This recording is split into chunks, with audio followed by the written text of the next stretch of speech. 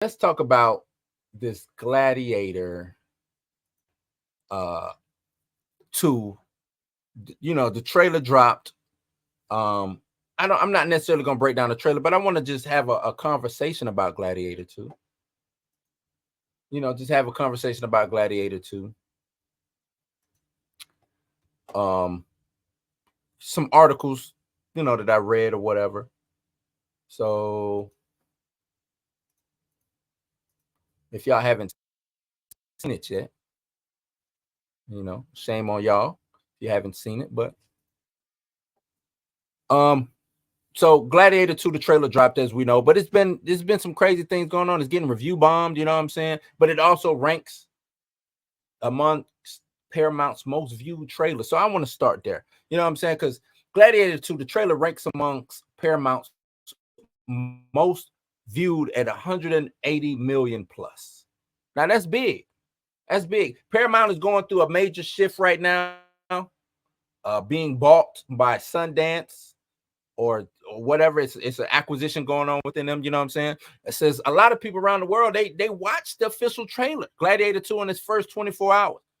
It dropped Tuesday, so much of that it was outstripped the debut trailer traffic of the studio's own Top Gun Maverick. So it did even better than Top Gun Maverick.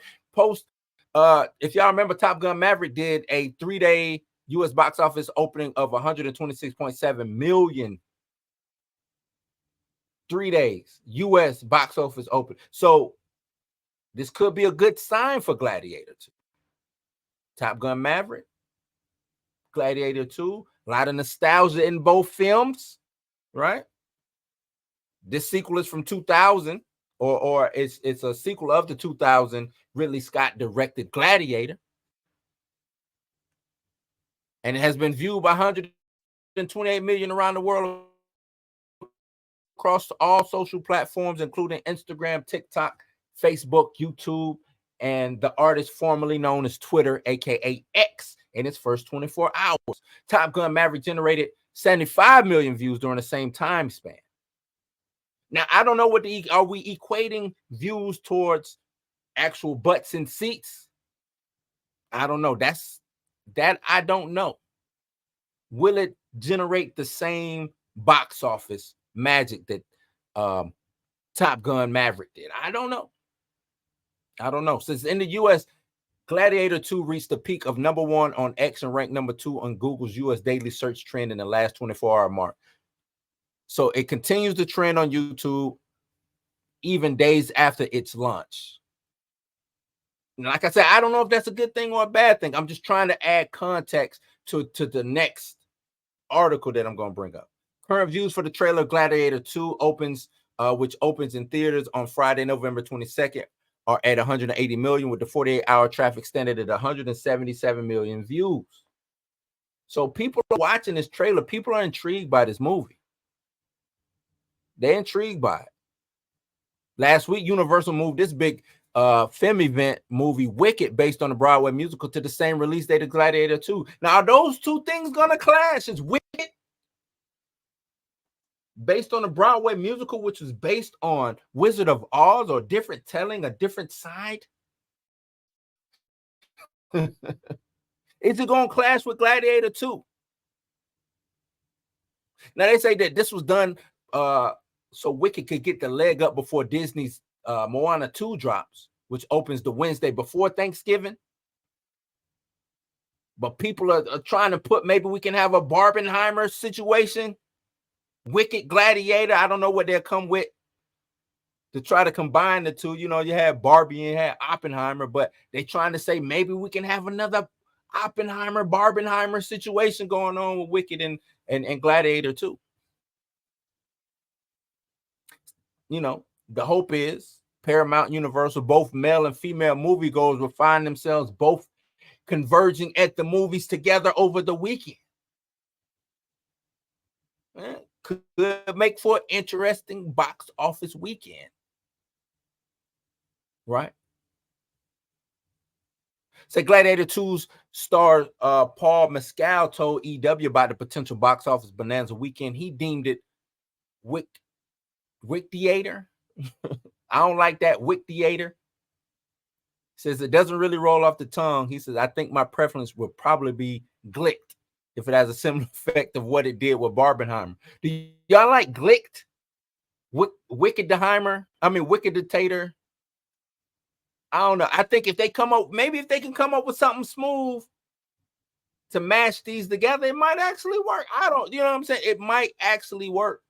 She could work out. Could work out.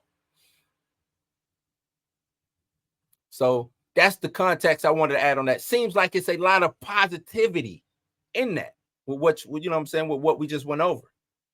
Now let's go to the opposite side. Let's go to the opposite side. Say the Gladiator 2 trailer is getting review bombed. And for these 3 reasons, this comes from the Hollywood Reporter, THR. So the action-packed trailer for Paramount's Gladiator 2 has racked up 215 million global cross-platform views in just a few days and suggests Ridley Scott might have pulled off his long-awaited sequel to his Oscar-winning 2000 epic. He might got him one, y'all. So the new film is led by Paul Mescal as a grown-up Lucius and stars Pedro Pascal and Denzel Washington in what looks to be a rousing spectacle. We know Pedro Pascal. It's not a movie that he has not been in recent times. And we know what Academy Award winning Denzel Washington does when he's on the screen. The great Denzel Washington. But there seems to be a cohort of fans who claim that they're not entertained. Are you entertained? Huh? While Paramount's official trailer on YouTube ranks as one of the studio's most watched, we already went over that, right? Wading into the comments on the video on X, there seems to be 3 reasons for backlash, and 2 are specific to the way the trailer was put together and seemingly not reflective of overall feelings of the film. First, the trailer clocking in at over 3 minutes of being criticized for seemingly giving away too much. They saying this trailer gives away too much. Audiences tend to dislike this, understandably. Cool. If it gives away too much, why do I need to go see it if I already know what's going on, right? For the most part.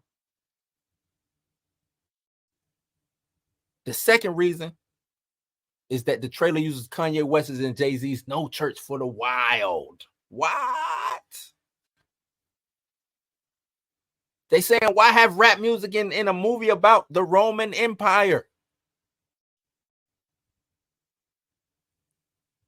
They say part of the original Gladiator's appeal is that it had the unabashed classical, a throwback sandal and toga epics like Ben-Hur and Spartacus. Had a beloved soundtrack by Hans Zimmer himself, whose anthem, The Battle, is one of the best action anthems ever written. Hans Zimmer.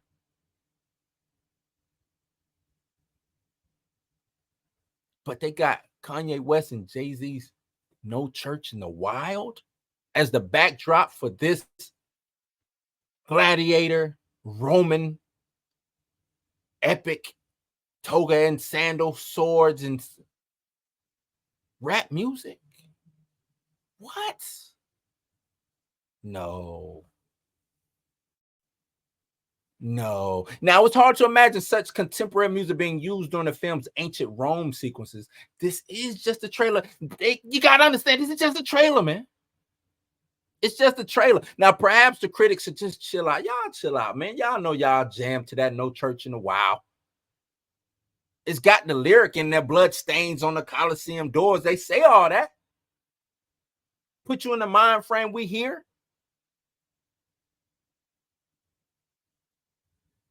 Come on now. But let's get to the third reason, right? Because those are a little iffy. Let's get to this third reason. They are mad at Mr. Denzel Washington, Academy Award winner, great, who plays Marcrinus, who's described as a cruel power broker who keeps a stable of gladiators. Now, if y'all have seen this trailer, which I have playing here,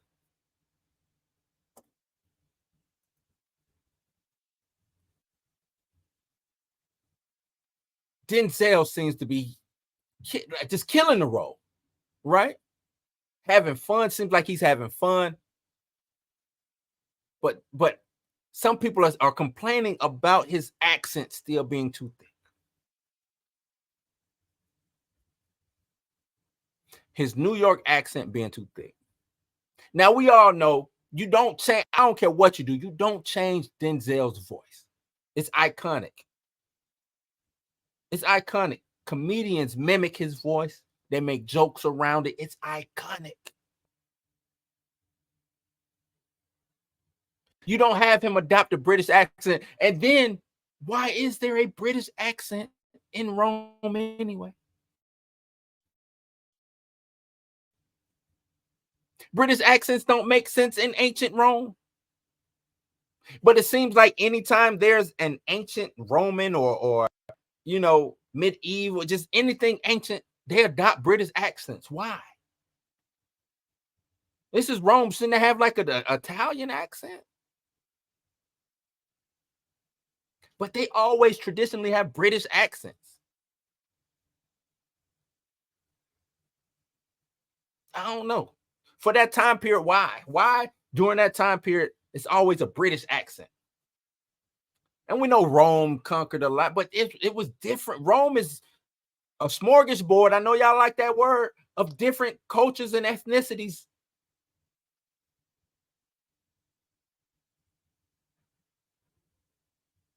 A Greek accent, an Italian accent, Arabic accents, Moroccan, North, you know what I'm saying? Just Mediterranean in general. Right? Why British? Why British? Just a thought. Just a thought. Now it gets ugly too. This is where it gets a little ugly. So some of the comments ridiculing the idea of Washington in the film have been racist. We knew that word was gonna come up. We knew racism was gonna happen. You couldn't just be mad at his voice. Oh, he's got the New York accent. That's not a bad gripe. Hey, look, man, he got this New York voice. I just really can't get in the mood of hearing him have this New York voice, this New York accent. And I really can't get into that. But we really know what you're saying. We really know. Some of the comments ridiculing him have been racist. When you combine with people complaining about the rap song,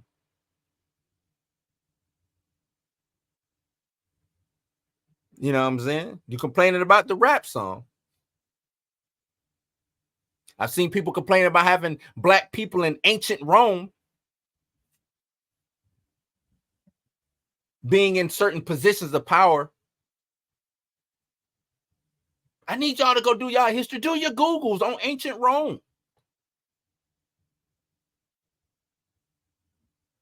And understand that black people is everywhere.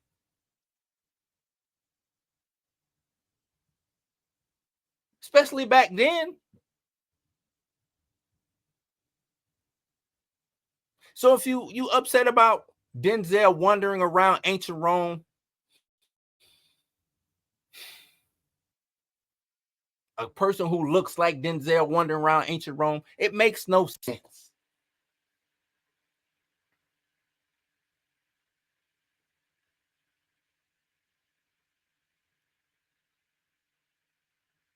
Makes no sense. And if you mad about that, guess what? Denzel will be starring in another Rome era movie directed by the homie Antoine Fuqua. Hannibal, who was black, by the way. So you just gonna have to keep getting mad. You're gonna be mad.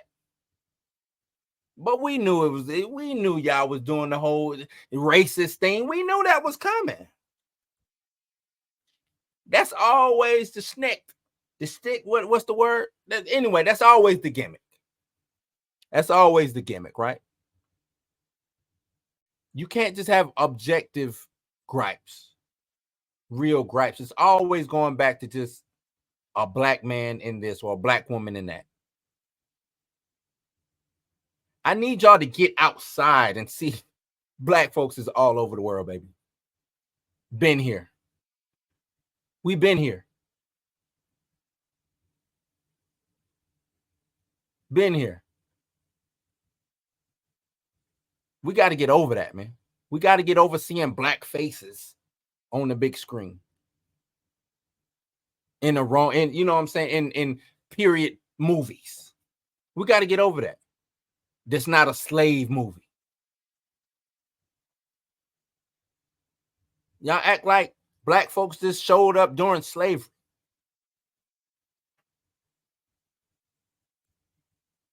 Black folks is in every facet of culture. Viking culture, Roman culture, Asian culture, African culture, Polynesian culture. Ain't no place what we ain't touching. We touch it all, baby. We touch it all. So just stop. Be objective. If you don't like the movie, be objective about the movie. Be objective. Have real gripes. Real gripes. But y'all let me know how y'all feel about it being review bombed. And I'm tired of these review bombs, man. Tired of hearing about things being review bombed. Because now it seems like, is it real gripe? How do you, they need to come up with a system how you can determine what's a real gripe and what's not. So it's got to meet certain criteria in order for you to be able to review. If you're reviewing it about color of somebody's skin or something like that, this review don't count. If it's not something based on the actual substance of the trailer or substance of the movie, get it out of here. That's how I feel anyway. Y'all got to come up with something. Got to come up with something. So, y'all let me know in the comments down below what y'all think. Hell, let me know what y'all think about the trailer. Did you like the trailer? Are you mad? Some of these gripes that they say, do y'all feel the same way? The rap music? Y'all feel about Denzel's thick New York accent in the Roman time? Because I think that's a decent gripe. It don't bother me, but I think that's a decent gripe. Y'all let me know down in the comments below what y'all think.